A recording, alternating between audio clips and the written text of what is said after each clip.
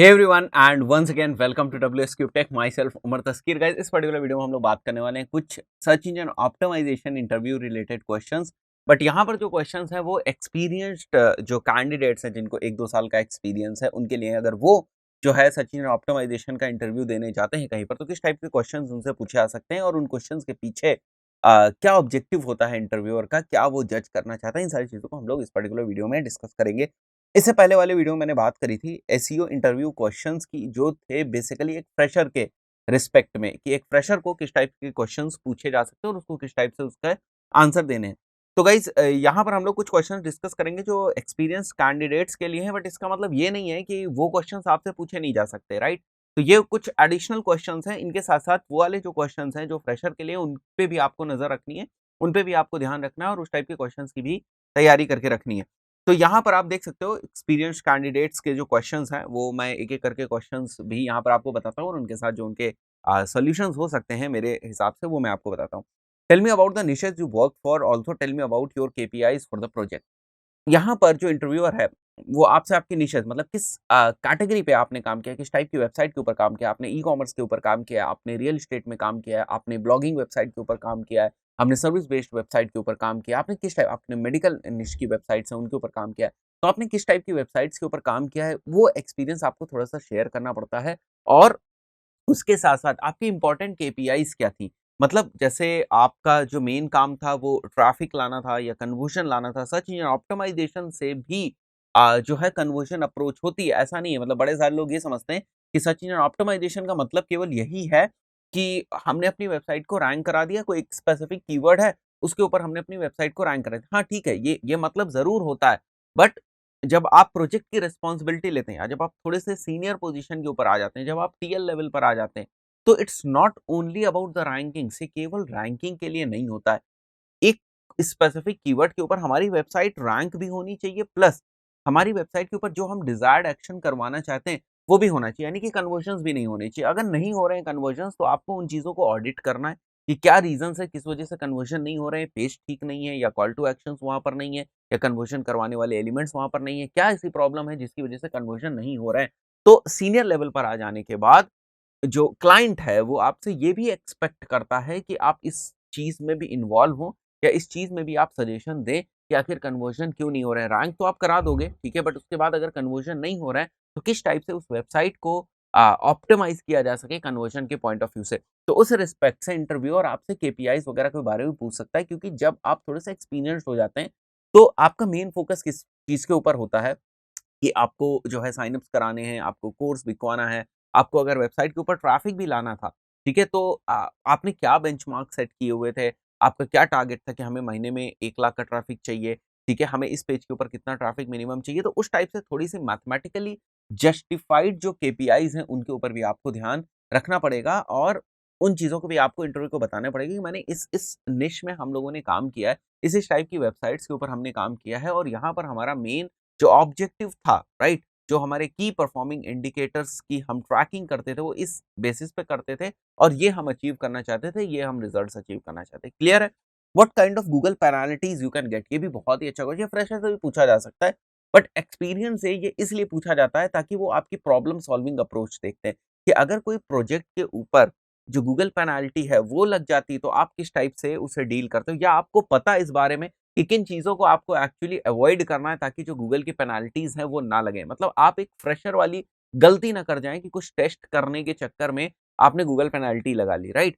तो यहाँ पर आप देख सकते हो अलग-अलग तरीके की हमें गूगल पेनल्टीज़ लग सकती है, अलग-अलग वजहों से हमें लग सकती है। जैसे आप देख रहे हो क्लॉकिंग करने से लग सकती है, क्लॉक्ड इमेजेस यूज़ करने से, हैक्ड साइट, हिडन टेक्स्ट या जो भी आप black hat SEO techniques use करते हो, स्पैमिंग करते हो, थिन कंटेंट है, ठीक है? अननेचुरल लिंक्स जो हैं वो आपकी साइट पे आ रहे हैं या आप किसी को दे रहे हो, तो उसकी वजह से भी गूगल पेनल्टी लग सकती है। यूज़र जनरेटेड स्पैम है, उसकी वजह से भी गूगल पेनल्टी लग सकती है। तो अब यहाँ पर आपने इतनी चीज़ें बताई, इनसे फिर से क्वेश्चंस निकल के आ सकते हैं। जैसे क्लॉकिंग क्या होती है? तो मैंने उसको मेंशन किया हुआ है।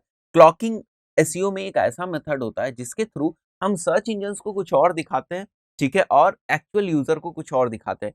तो सर्च इंजन्स जो है वो जो बैंड कंटेंट है वो ना देख पाएँ, या जो सर्च इंजन्स कंटेंट जो बेसिकली ब्लॉक कर देते हैं, ठीक है? वो कंटेंट सर्च इंजन्स ना देख पाएँ, तो इसलिए उनको हम सामने से दूसरा कंटेंट दिखाते हैं और एक्चुअल यूजर को हम दूसरा कंटेंट दिखाते हैं, तो this is basically called as cloaking. और इसके बड़े सारे टूल्स, बड़े सारे सॉफ्टवेयर्स जो हैं वो मार्केट में अवेलेबल हैं, बट मैं नहीं सजेस्ट करूंगा कि आप इन सारी चीजों को करें। बट हाँ, क्वेश्चंस आ सकता है। तो एक्सपीरियंस्ड कैंडिडेट से, जिसको सीरियस प्रोजेक्ट्स के ऊपर काम करना है, लॉन्ग टर्म प्रोजेक्ट्स के ऊपर काम करना है, उससे ये एक्सपेक्ट किया जाता है कि वो इस टाइप की जो गलतियां हैं वो नहीं करेगा। ठीक है, तो इस हिसाब से उससे इस टाइप से भी क्वेश्चंस पूछे जा सकते हैं कि किन सिचुएशंस को हमें अवॉइड करना है। यहाँ पर गूगल पेनाल्टी से रिलेटेड जो आप क्वेश्चन देख रहे हो, ये उसी इंटेंशन का है, right. Then tell me about the steps related to SEO audit. किस टाइप से बेसिक एसईओ ऑडिट करते हैं हम लोग, उसके स्टेप्स आप बताओ। तो स्टेप्स बोल लो, या हम ये बोल लें कि क्या क्या चीजें हम लोग करते हैं, कौन कौन सी चीजें उसमें इन्वॉल्व होती हैं। ये किसी सीक्वेंस में नहीं है कि पहले ऐसे ऐसे ऐसे ऐसे हमें करना चाहिए, राइट। ये कोई सीक्वेंशियल स्टेप नहीं है यहाँ पर जो मैंने मेंशन किए। जैसे टेक्निकल एनालिसिस इन्वॉल्व होती है, एक्सेसिबिलिटी इन्वॉल्व होती है, इंडेक्स हो पा रही है हमारी जो वेबसाइट है, वेब पेजेस हैं वो प्रॉपरली या नहीं, ऑन पेज की क्या रिपोर्ट है उसको हम लोग देखते हैं सर्च इंजन ऑप्टिमाइजेशन के रिपोर्ट। जो ऑडिट है, ऑडिट रिपोर्ट में कंटेंट से रिलेटेड क्या इश्यूज हैं, मेटा डेटा, पेज का साइट का स्ट्रक्चर, यूआरएल प्रॉपरली बन रहे हैं कि नहीं, ऑफ पेज की एनालिसिस, कितने ब्रोकन लिंक्स हैं, कितने जो है वो डेड लिंक्स हैं, कितने जो है लिंक्स बने हुए हैं, कितने डू फॉलो हैं, कितने नो फॉलो हैं। कहने को एक complete link profile, right, back link profile, वो भी हमारे जो एसईओ ऑडिट होता है उसका पार्ट होता है। ठीक है, तो हम ऑडिट जो करते हैं वो ऑन पेज के बेसिस पे भी करते हैं, ऑफ पेज के भी बेसिस पे करते हैं, और साथ ही साथ हम लोग जो हमारा टेक्निकल एस्पेक्ट्स होते हैं उनके बेसिस पे करते हैं। तो ऑफ पेज के बेसिस पे जो हम लोग ऑडिट करते हैं वो बेसिकली बैकलिंक्स ऑडिट या लिंक प्रोफाइल क्रिएशन ही हो जाता है। ठीक है, देन रेफरिंग डोमेन्स कितने हैं हमारे, लिंक प्रोफाइल मैंने बता दी, उसी से मिलता-जुलता है ये। एंकर टेक्स्ट की क्या डाइवर्सिटी है, ठीक है। कॉम्पिटिटिव एनालिसिस भी हम लोग करते हैं, कीवर्ड रिसर्च भी करते हैं। ये सारी चीज़ें हम लोग को एसईओ ऑडिट में करनी पड़ती हैं, ठीक है। What the site is ranking for, मतलब किन कीवर्ड्स के ऊपर वेबसाइट रैंक करी वो, what their main competitors are ranking for वो, ठीक है। And keywords they could be targeting, किस टाइप के कीवर्ड्स को वो टारगेट कर सकते हैं, राइट। क्या और जो है अप्रोचेस हैं, किस टाइप से ब्लॉग्स को यूज़ कर सकते हैं। तो ये सारे सजेशंस में आ जाता है। तो ऑडिट और सजेशंस दोनों साथ ही साथ चलते हैं, तो ये चीज़ आपको एक्सप्लेन करनी है। तो fifth question is what are different ways of connecting Google Analytics to our website. तो ये थोड़ा सा टेक्निकल हो गया कि गूगल एनालिटिक्स को हम अपनी वेबसाइट से किस तरीके से कनेक्ट करते हैं। तो गाइस, वेबसाइट जनरली अगर देखा जाए तो वेबसाइट्स 2 तरीके की होती है। अगर हम डिजिटल मार्केटिंग के पॉइंट ऑफ व्यू से देखें तो जनरली हमें एक तो वर्डप्रेस वेबसाइट मिलती है और एक कस्टम कोडेड वेबसाइट मिलती है। तो वर्डप्रेस वेबसाइट में हमारे पास बड़ी सारी प्लगइन्स होती हैं जिनके थ्रू हम लोग गूगल एनालिटिक्स को इंटीग्रेट कर सकते हैं। वर्डप्रेस वेबसाइट में हम लोग अपने एडमिन सेक्शन में जाके, अपीयरेंस में जाके, थीम एडिटर में जाके, हेडर डॉट पीएचपी के थ्रू भी हम जो है हेड सेक्शन में जाके अपना जो गूगल एनालिटिक्स का कोड है उसको इंटीग्रेट कर सकते हैं। या हम लोग क्या कर सकते हैं, जीटीएम को यूज़ कर सकते हैं। तो पहले जीटीएम को हम अपनी वेबसाइट से कनेक्ट कर सकते हैं। उसके बाद जीटीएम के थ्रू हम लोग गूगल एनालिटिक्स के टैग को फायर करा सकते हैं। तो ये आपको अलग-अलग ऑप्शंस जितने भी आपको पता है वो सारे ऑप्शंस आपको बताने हैं। कस्टम वेबसाइट में आप डेवलपर की हेल्प ले सकते हैं। ये आपको बोलना है कि डेवलपर को हम लोग इस टाइप से इंडिकेट करेंगे और उसके थ्रू हम लोग गूगल एनालिटिक्स के कोड को अपनी वेबसाइट के ऊपर लगा देंगे। केवल कोड को लगाना ही नहीं बताना है, उसके साथ ये भी बताना है कि जब डेवलपर हमारा कोड लगा देगा उसके बाद हम वेरीफाई भी करेंगे। गूगल टैग असिस्टेंट से हम वेरीफाई कर लेंगे कि हमारी वेबसाइट पे गूगल एनालिटिक्स प्रॉपर्ली इंस्टॉल हुआ या नहीं। हम पेज के सोर्स कोड में जाके इस चीज़ को वेरीफाई करेंगे कि हमारी वेबसाइट पे प्रॉपर्ली जो गूगल एनालिटिक्स का कोड है वो इंस्टॉल हुआ है या नहीं हुआ है, ठीक है। How fact schema is going to help us. अगर हम अपनी वेबसाइट के ऊपर फैक्ट स्कीमा लगाते हैं, that is frequently asked question, तो ये किस तरीके से हमारी हेल्प करने वाला है। तो गाइस, अगर हम अपनी वेबसाइट के ऊपर फैक्ट स्कीमा लगाते हैं, फ्रीक्वेंटली आस्क्ड क्वेश्चंस का स्कीमा लगाते हैं, तो जनरली जो क्वेश्चन से रिलेटेड क्वेरीज होती हैं, हमारे चांसेस ज़्यादा हो जाते हैं कि हम उन क्वेरीज के ऊपर रैंक हो सकें। तो फैक्ट में यानी कि फ्रीक्वेंटली आस्क्ड क्वेश्चंस में हम लोग बड़े सारे क्वेश्चंस मेंशन कर सकते हैं, उनके साथ हम लोग बड़े सारे आंसर्स भी मेंशन कर सकते हैं। तो बड़े सारे क्वेश्चंस के ऊपर हमारे उस वेब पेज के रैंक होने की अपॉर्चुनिटी बढ़ जाती है अगर हम अपनी वेबसाइट के ऊपर फैक्ट स्कीमा को यूज करते हैं। What first step should we do if our web page is not getting crawled. अगर हमारा वेब पेज क्रॉल नहीं हो रहा है तो हमें क्या करना चाहिए। तो गाइस, अगर हमारा वेब पेज क्रॉल नहीं हो रहा है, सबसे पहले हमें गूगल सर्च कंसोल में जाके जो रिक्वेस्ट है क्रॉलिंग की वो हिट करनी चाहिए, ठीक है। उसके बाद जो 8th क्वेश्चन आपसे पूछा जा सकता है, can you create goals in Google analytics. क्या आप गोल्स बना सकते हैं, गोल्स की क्या इंपॉर्टेंट है, किस तरीके से हम लोग गोल्स ट्रैक कर सकते हैं, कितने तरीके के गोल्स होते हैं, ये सारे क्वेश्चंस भी आपके सामने आ सकते हैं। जैसे डेस्टिनेशन गोल होता है, तो डेस्टिनेशन गोल का क्या यूज़ है, ठीक है? और रियल टाइम्स में क्या हम गोल को देख सकते हैं गूगल एनालिटिक्स में। और फिर जैसे मैंने पिछले वाले केस में भी आपको बताया था, पिछले वाला जो वीडियो जहाँ मैंने बताया था कि किस टाइप से बिगिनर्स के लिए जो एसईओ इंटरव्यू के क्वेश्चंस हो सकते हैं वो हो सकते हैं। उसमें मैंने बताया था कि ऐसे क्वेश्चंस के लिए जो इंटरव्यूअर है लैपटॉप आपकी तरफ भी घुमा सकता है और बोल सकता है कि ठीक है मुझे एक अब बेसिक सा गोल क्रिएट करके दिखाओ इस वेबसाइट के इस पेज के ऊपर अगर कोई जाता है तो लेट्स से मैं इसको थैंक यू पेज कंसीडर करता हूँ और अगर ये पेज हिट होता है, यूज़र इस पेज के ऊपर जाता है तो इसको एज़ अ गोल आप मुझे दिखाओ और किस टाइप से हम लोग गोल्स को ट्रैक कर सकते हैं वो मुझे सेटअप करके दिखाओ। तो ये सारी चीज़ें भी आपको आनी चाहिए। Have you used screaming frog tool before? तो थोड़े से टूल्स की नॉलेज। अब मैं यहाँ पे मैंने स्क्रीमिंग फ्रॉग का एग्जांपल लिया है बट वो कुछ भी पूछ सकता है। जैसे एसईओ के पॉपुलर टूल्स के बारे में पूछ सकते हैं कि आपने सर्च कंसोल को यूज़ किया? अगर सर्च कंसोल को यूज़ किया है तो इस वहाँ पर जो हम लोग साइट मैप्स का सेक्शन है, उसको हम लोग किस तरीके से देखते हैं। सर्च इंजन ऑप्टिमाइज़ेशन में वहाँ पर जो साइट मैप्स है, उसका क्या रोल है, ठीक है? किस टाइप से यूआरएल रिमूवल्स करते हैं, किस टाइप से यूआरएल्स का जो इंस्पेक्शन है वो करते हैं, वेब वाइटल्स की रिपोर्ट क्या आते हैं, ऐसे क्वेश्चंस आपसे पूछ सकते हैं। तो यहाँ पर जो मैंने क्वेश्चन लिखा हुआ है वो आप देख सकते हो, have you used screaming frog tool before? क्या आपने स्क्रीमिंग फ्रॉग टूल जो है उसको पहले यूज़ किया है? अगर हाँ, तो वो आपको किस टाइप की इन्फॉर्मेशन देता है। तो ये ब्रोकन लिंक्स को ढूँढ सकता है, ऑटो ऑडिट कर सकता है रीडायरेक्ट्स की, page titles, title tags, meta data इन सब की एनालिसिस कर सकता है, डुप्लीकेट कंटेंट को डिस्कवर कर सकता है। ये सारी चीज़ें आपको बतानी है, ठीक है? जो मैंने पॉइंट्स यहाँ पर लिखे हुए हैं। Then 10th question is what is canonical URL? आखिर एक कैनोनिकल यूआरएल क्या होता है?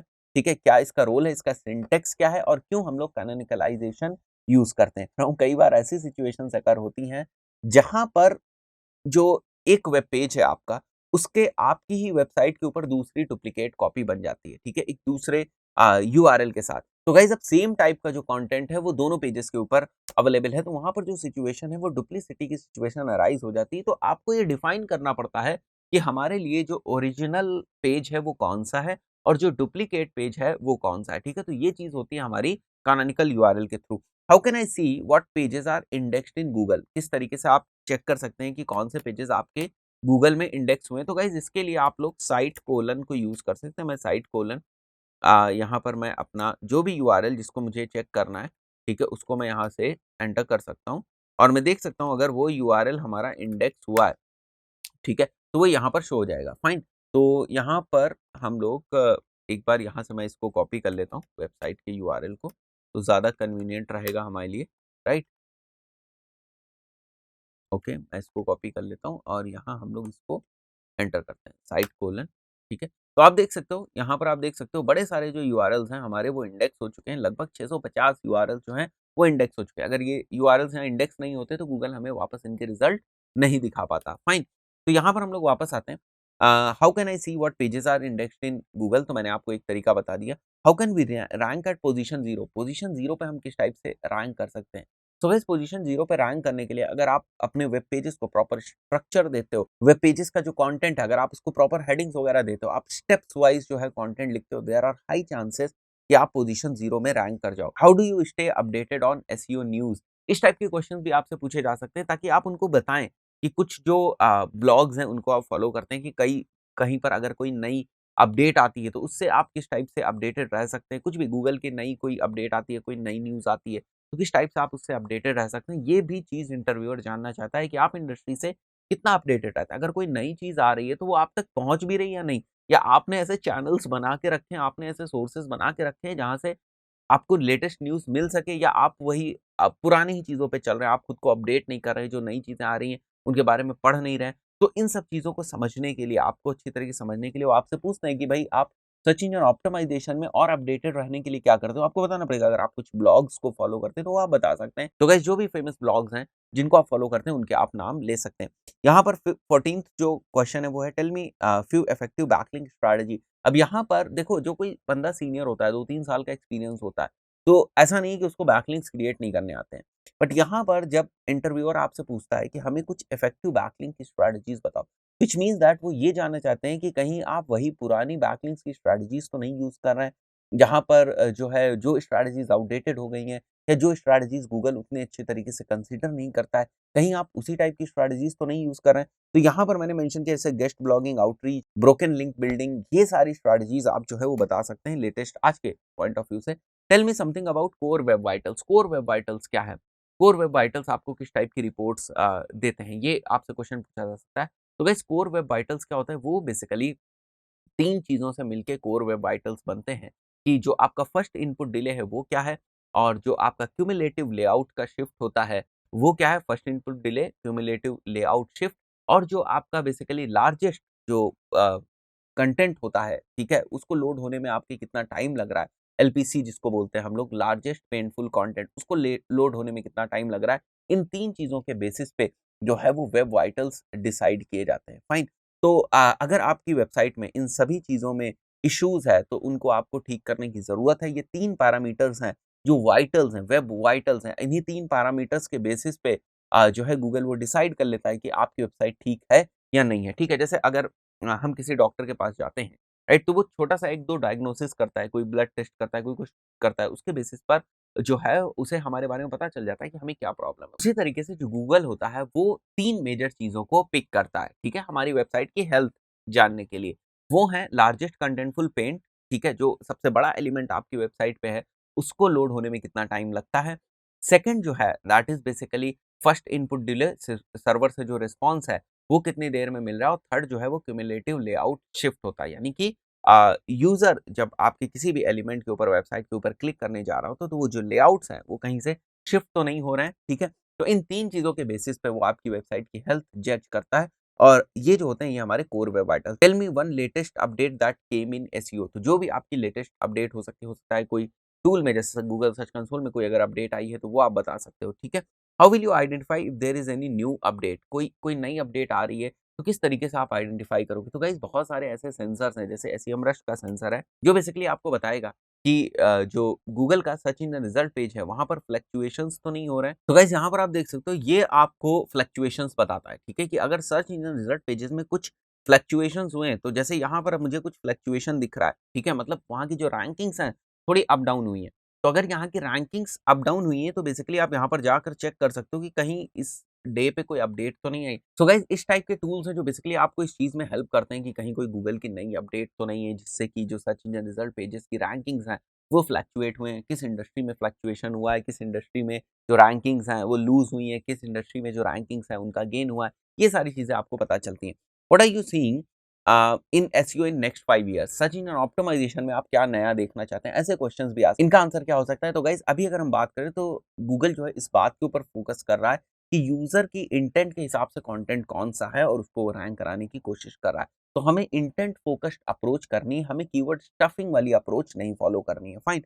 Can social media backlinks be beneficial to us from SEO point of view, मतलब अगर हम सोशल मीडिया के ऊपर बैकलिंक्स बनाते हैं तो क्या वो हमारे सर्च इंजन ऑप्टिमाइजेशन में हेल्प करेंगे? बिल्कुल नहीं करेंगे। सोशल मीडिया से जो आए हुए बैकलिंक्स होते हैं उनके सिग्नल को सर्च इंजन ऑप्टिमाइजेशन के पॉइंट ऑफ व्यू से गूगल नहीं कंसीडर करता, या आपकी रैंकिंग के इंप्रूवमेंट के पॉइंट ऑफ व्यू से उसको नहीं कंसीडर करता है। If we need any junior executive from where we can get him her, ठीक है? तो वो आपकी अब जो टीम मैनेजमेंट की एबिलिटी है उसको आपकी टेस्ट करना चाहते हैं कि अगर हमें जूनियर एग्जीक्यूटिव की ज़रूरत पड़ जाए तो क्या आप हमें जूनियर एग्जीक्यूटिव हायर करने में हेल्प कर सकते हैं? आप बता सकते हैं कौन-कौन से ऐसे रिसोर्सेज़ हैं? क्योंकि जब वो एक 2-3 साल के एक्सपीरियंस के बंदे से बात कर रहे होते हैं, तो वो ये जानना चाहते हैं कि आप क्या टीम मैनेज कर सकते हो? क्या आप कंपनी को जो है सस्ती रिसोर्सेज़ प्रोवाइड कर सकते हो? आप बोल सकते हो कि हम अपना वर्क थोड़ा बहुत, कुछ वर्क अगर हमें जूनियर एग्जीक्यूटिव की ज़रूरत है, हम आउटसोर्स भी कर सकते हैं। हम जो दूसरी मार्केट प्लेसेस हैं, फीवर, अपवर्क, वहाँ से भी हम लोग उन लोगों को